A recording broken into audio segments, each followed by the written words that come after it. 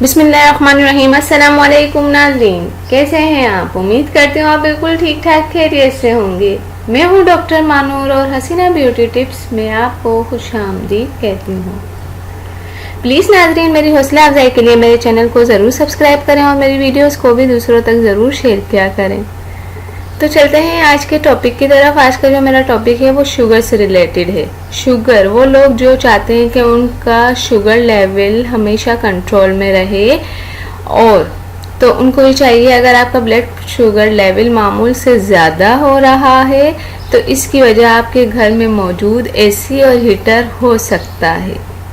हाल ही में नीदरलैंड में की गई एक तहकीक में बताया गया है कि दर्जा हरारत में तब्दीली की वजह से ज़ियाबतीस टाइप 2 के लेवल में तब्दीली हो सकती है। मास्टरिज एच यूनिवर्सिटी में की गई एक तहकीक में मरीजों को मुख्तलिफ तरह के दर्जा हरारत में रखा गया। इन कमरों का औसत दर्जा हरारत 21 सेंटीग्रेड और 15 से 19 सेंटीग्रेड के दरमियान था। तहकीककारों ने देखा कि इन दर्जे हरारत के दरमियान मरीजों का इंसुलिन लेवल 40% बढ़ा और इंसुलिन की वजह से ज़ियाबतीस को कंट्रोल में रखने की मदद मिली। इनका कहना था कि सर्दियों में दिन में एक बार थर्मोस्टेट 2 घंटे के लिए या 6 सेंटीग्रेड कम करने से काफ़ी फ़ायदा मिल सकता है। वो काम जो गर्मियों के मौसम में आपको ज़रूर करने चाहिए, साइंसदानों ने मुफीद मशवरे दिए। इनका मज़ीद कहना था कि दर्जा हरारत को तब्दील करने, कम और ज़्यादा से कैलोरीज के जलने का अमल बढ़ता है और तवानाई ज़्यादा बनती है, जिसकी वजह से ज़ियाबतीस के मरीजों को फ़ायदा होता है। माहिरीन का कहना है कि कभी कभी दर्जा हरारत एक ख़ास लेवल पर ना रखें, बल्कि इसे कम और ज़्यादा करते रहें कि इस तरह जिस्म से तवानाई का इखराज अमल बदलने से शुगर लेवल बेहतर रहता है।